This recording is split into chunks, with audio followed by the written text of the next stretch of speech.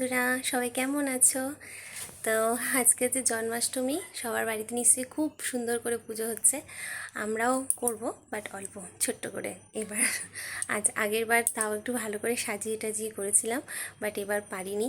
এবার একটু ব্যস্ততার মধ্যে কেটেছে কালকের দিনটা।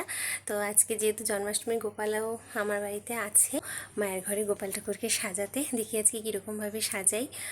অল্পের মধ্যে যেভাবে হয় সেরকম সাজিয়ে দেব। আর কুহুও যাবে এখন আমার সাথে গোপাল ঠাকুরকে স্নান করাবে, সাজাবে, তাই না কুহু? চলো চলো তাহলে দেখি আজকে গোপাল ঠাকুরকে আমরা কেমন করে সাজাই। কে জানাই শুভ জন্মাষ্টমী। বলো হ্যাপি জন্মাষ্টমী।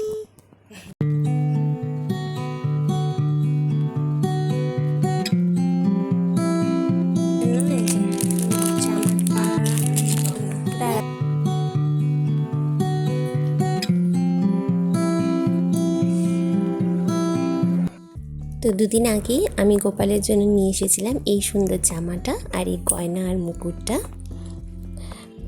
দেখো, গোপালের কিন্তু প্রচুর জামা রয়েছে, আমরা এই বাক্সের মধ্যে সমস্ত কিছু অ্যারেঞ্জ করে রাখি। কিন্তু আমি উপোস, আর এখন প্রথমে উপোস থেকে গোপালের স্নান করাবো।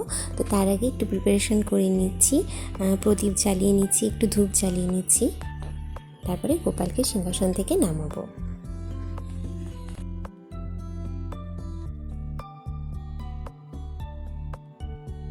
প্রদীপের কাছাটা বেশ বড়, তাই শুধু নিচটুকুই দেখা যাচ্ছে, উপরের পোর্শনটুকু তোমাদেরকে দেখাতে পাচ্ছি না। তাও এই যে এরকম সব কিছু একসাথে আসছে না।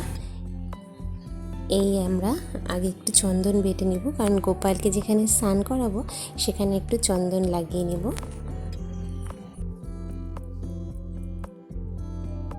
কুহু গোপুসোনাকে ভীষণ ভালোবাসে, তো ওই বলছে মা আমাকে দাও, আমিই সব করব, আমি স্নান করাবো।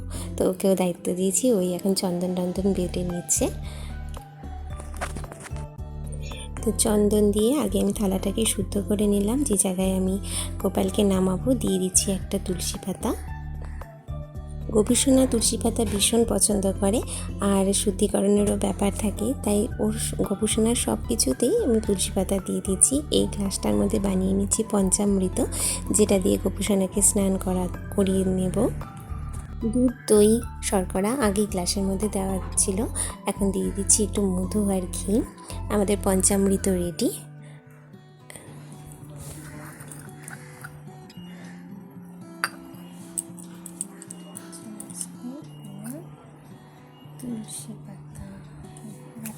আর এই হলো গোপুসোনা, চলে এসেছে কুহুর হাতে।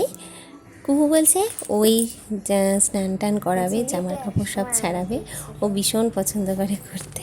তা ওকে দিলাম দায়িত্ব, করুক। আমাদের সোনা গোপাল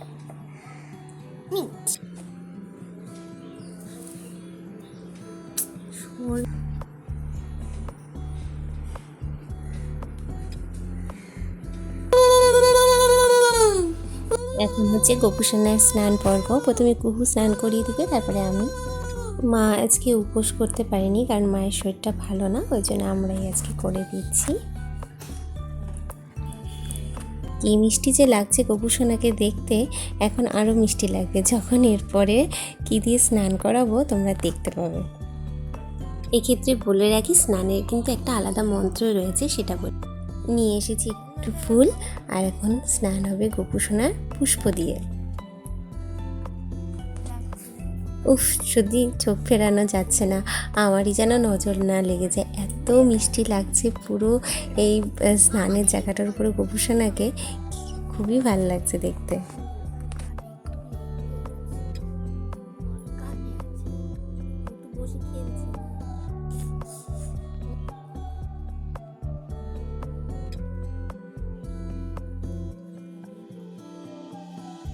স্নান শেষ, এবার আলতো করে গোপুসোনাকে মুছিয়ে দেব তারই গামছা দিয়ে।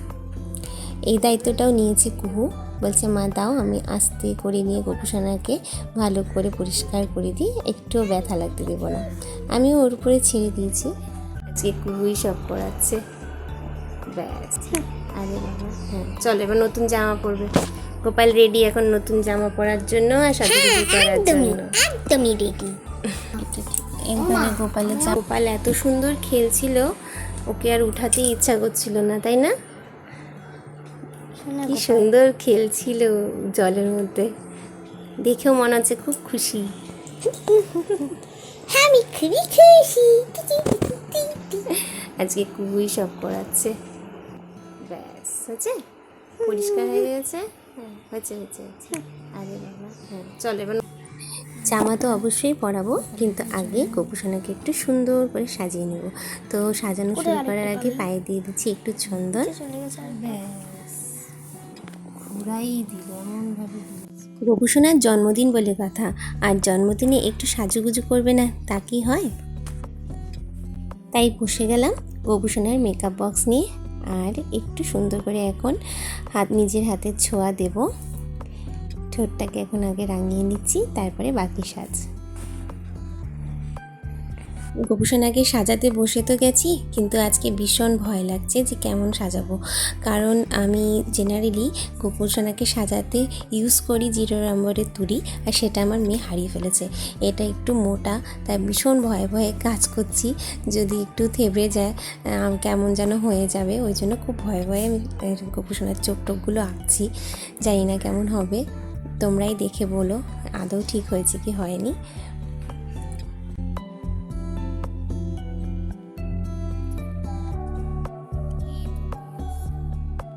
বন্ধুরা কেমন লাগছে, ঠিক হয়েছে কিনা?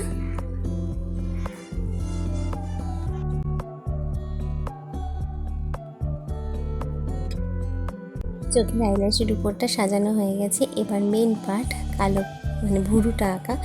ভীষণ টেনশানে আছি, কি জানি কী হবে। টেনশন হয় কেন জানো তো? আমি এই কাজটা করছি ফেব্রিক দিয়ে, আর একবার ফেব্রিক যদি ভুলভাল মোটা পাতলা করে এঁকে দিই, সেটা কিন্তু আর ওঠানো সম্ভব হয় না, আর পুরো মুখটাই চেঞ্জ হয়ে যায়। ওই জন্য ভাবছি আদৌ ঠিক হলো কি হলো না। যাই হোক, এখন মুখের পোর্শনটা হয়ে গেছে, এবার একটু বুকের দিকে ঠাকুরের একটা সুন্দর করে ডিজাইন এঁকে দেবো ভাবছি। আগের বার একটু অন্যরকম কলকা করেছিলাম, এবার দেখছি একটু অন্যরকম ভেবে রেখেছি, ওইটা করবো। খুবই সিম্পলভাবে আঁকবো, কারণ বেশি হাবিজাবিভাবে ভরিয়ে দেওয়াটা আমার পছন্দ নয়। তো আগে একটু সাদা দিয়ে ডিজাইন করে নিয়েছি। বুকে জায়গার ডিজাইনটা একটু শুকোবে, ততক্ষণে ঠাকুরের তিলকটা এঁকে নিচ্ছি। কোনো কিছু আঁকতে বসলে না, আমার সেটা যদি নিখুঁত না হয় আমার ভীষণ খারাপ লাগে, আর যদি সেটা হয় গোপুর জন্য তাহলে তো আরও খারাপ লাগে। তো যাই হোক, এখন একটু পায়ে পরিয়ে দেবো আলতা।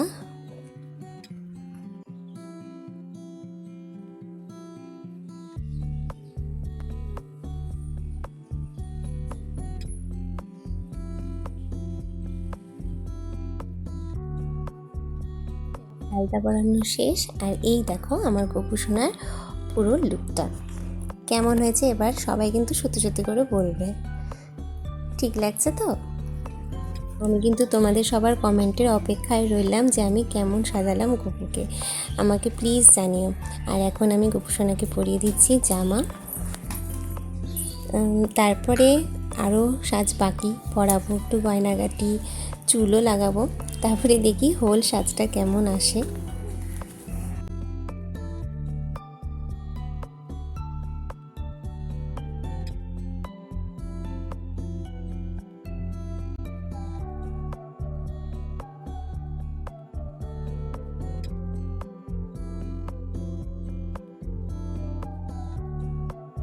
মালা পরানো হয়ে গেল, এবার হাতে দিয়ে দিচ্ছি বালা। একটা ভুল হয়ে গেছে, সেটা হলো একটু হলুদ রং দরকার ছিল আমার, যাতে আমি লাড্ডুটা এঁকে দিতে পারি। হলুদ রংটা না আমার শেষ হয়ে গেছে, সেটা আনার কথা আমার একদম মনে ছিল না। যাই হোক, ওই জন্য লাড্ডুটা ঠিক বোঝা যাচ্ছে না। আর এই কানেরটা নিয়ে এসেছি আমি গোপুর জন্য, এটা বিক্রি হচ্ছিলো, ভালো লেগেছে। আর এটা হলো মুকুট, তো এটা এখন পরিয়ে দেবো। চুলও লাগিয়ে দিয়েছি, আর এখন এটা হলো আমার গোপুসোনার হোল লুকটা। বাট মুকুটটা না কিছুতেই সেট হচ্ছিল না, এতগুলো চুল ছিল তারপরে সেট হচ্ছিল না, কি জানি কেন। তাহলে আমি এই মুকুটটাকে বেছে নিয়েছি। এবার বলো তো কেমন লাগছে দেখতে। আমি আর গোপুসোনা দুজনেই কিন্তু তোমাদের সবার কমেন্টের অপেক্ষায় রইলাম।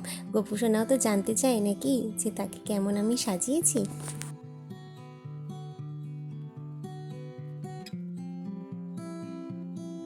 সোনাকে সাজানোর কাজ তো কমপ্লিট হলো, বাট এখন সাজাতে হবে গোপুসোনার বসার জায়গাটাকে। এই হলো গোপুসোনার দোলনা, যেটা আমি আগের বাড়ি কিনে রেখেছি।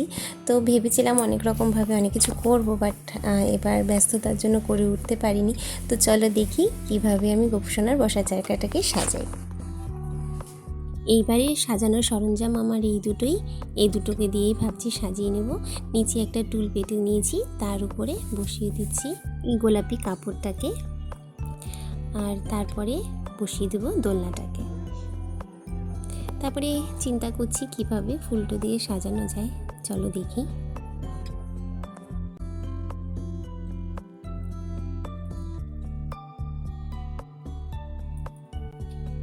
এই নকল ফুলগুলো তো ছিলই, এত সুন্দর লাগে না এগুলো দিয়ে যা কিছু সাজাও না কেন, খুব ঝটপট সুন্দরভাবে সাজানো হয়ে যায়। তো প্রথমে ভেবেছিলাম যে পালনাটার চারিদিক দিয়ে ফুলটা দিব, কিন্তু দেখলাম যে না, হচ্ছে না। তখন আমি এইভাবে যা বসার জায়গাটা চারিদিক দিয়ে ফুলটাকে ছড়িয়ে দিয়ে জায়গাটাকে সাজিয়েছি।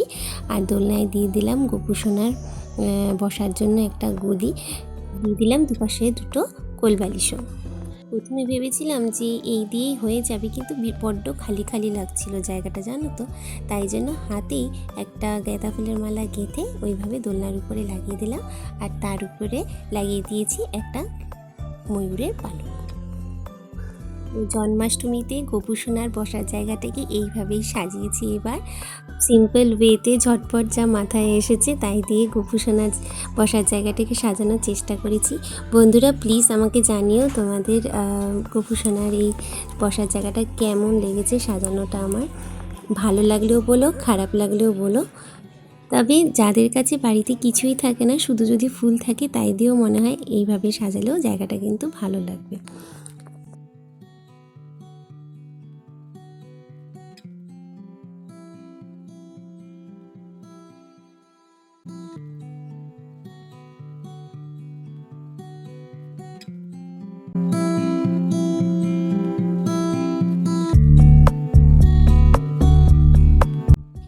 তো এবার বাড়িতে আর সেরকম কিছু বানানো হয়নি, সবই কিনে এনেছিল। বাবা নিয়ে এসেছিলো মালপোয়া, লাড্ডু, তালের বড়া, আবার আমি নিয়ে এসেছিলাম চকলেট, বাবা আবার নিয়ে এসেছিলো ননি, যেটা গোপাল ঠাকুরের খুব প্রিয়। তো এই দিয়ে আমরা সুন্দর করে জন্মাষ্টমী পুজো পালন করি। পরে আমার দেওর গোপাল ঠাকুরকে একটা বাঁশিও গিফট করে, তো সেটা আমি এখন দোলনার সাইডে রেখে দিয়েছি।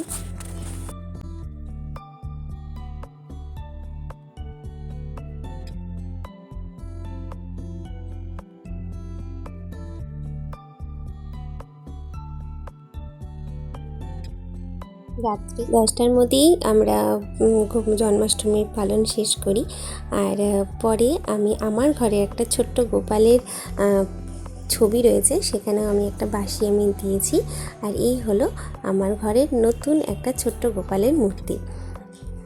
পরে রাত্রিবেলায় মা আমাদের গোপুসোনাকে নিয়ে আসে আমাদের পুরো বাড়ি ঘুরিয়ে দেখাতে, কারণ গোপুসোনাও তো থাকতে থাকতে এক জায়গায় বোর হয়ে যায়। ওই জন্য আমরা ঠিকই করেছিলাম আজকে পুরো বাড়িটা ঘুরিয়ে দেখাবো। তো এখন গোপুসোনা এসেছে আমার ঘরে, এখানে এসে একটু বসেছে। তো এইভাবে আমরা জন্মাষ্টমীর উৎসব পালন করি এই বছর। তোমাদের আজকের ব্লগটা কেমন লেগেছে আমাকে অবশ্যই জানিও। গোপুসোনাকে কেমন লেগেছে জানিও কিন্তু, নাহলে কিন্তু গোপুসোনা খুব রেগে যাবে। আর গোপুসোনার সাজ, গোপুসোনার বসার জায়গাটা তোমাদের ভালো লেগেছে কিনা অবশ্যই করে আমাকে কমেন্ট করে জানাবে। ব্লগটা ভালো লাগলে অবশ্যই লাইক, শেয়ার, কমেন্ট করতে ভুলো না। পরিবারের সবার সাথে শেয়ার করো। আর যদি আমার ব্লগগুলো ভালো লেগে থাকে চ্যানেলটাকে সাবস্ক্রাইব করতে একদম ভুলো না। আর যারা যারা আমার ব্লগ দেখেছো তারা নিশ্চয়ই আগের বছরের আমার জন্মাষ্টমীর পালনটাও দেখেছো, তো সেটার লিংক আমি দিয়ে দিব, তোমরা ওটাও দেখে নিও। আজ আসছি, টাটা, জয় রাধে।